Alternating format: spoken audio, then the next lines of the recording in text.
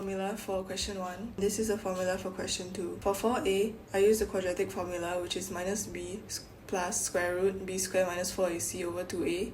Similarly, for x2, I use minus b minus square root b squared minus 4ac over 2a. For question 4b, the first answer is the coefficient of x squared, or a. The second answer is coefficient of x over coefficient of x squared, or b over a. And the third answer is c minus am squared. C is negative 0.8. A is the first answer, which is the coefficient of x squared. M is the second answer, which we found earlier, squared, giving c minus am squared, which is negative 1.004. For 5a, the value of a represents how wide or narrow the graph is and whether it is above or below the x-axis.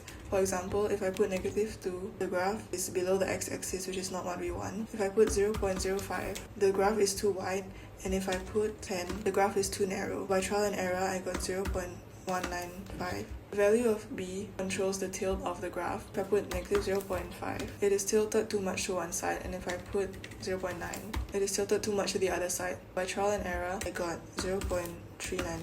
Lastly, the value of c controls the vertical shift of the graph. For example, if I put 9, the graph is shifted upwards, and if I put negative 9, the graph is shifted downwards. So by trial and error, I got negative 0.8, and the graph fits perfectly. For 5b, I first input the values of x, so I get some values of y, which I can use for my solution. I put x equals to 8, x equals to negative 10, x equals 5.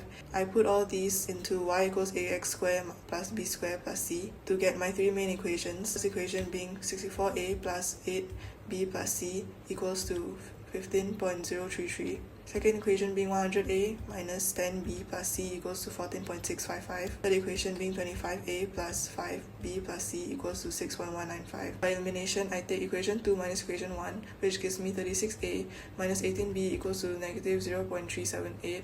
This gives me my fourth equation. By elimination, I take equation 2 minus equation 3, which gives me 74a minus 15b equals to 8.46. Dividing everything by 15, I get 5a minus b equals to 0.564. Then I make b the subject, which gives me 5a minus 0.564. This is equation 5. Then I substitute equation 5 into equation 4. 36a minus 90a plus 10.152 plus 0.378 equals 0. By simplifying further, I get negative 54a plus 10.53 equals 0. I make a the subject of formula, which gives me the value of a, which is 0.195. Substitute a equals 0.195 into equation 5. Then I make b the subject of formula, which gives me the value of b, which is 0.411. I substitute a equals 0.195 and b equals 0.411 into equation 3. C the subject of formula, which gives me the value of c, which is negative 0.735.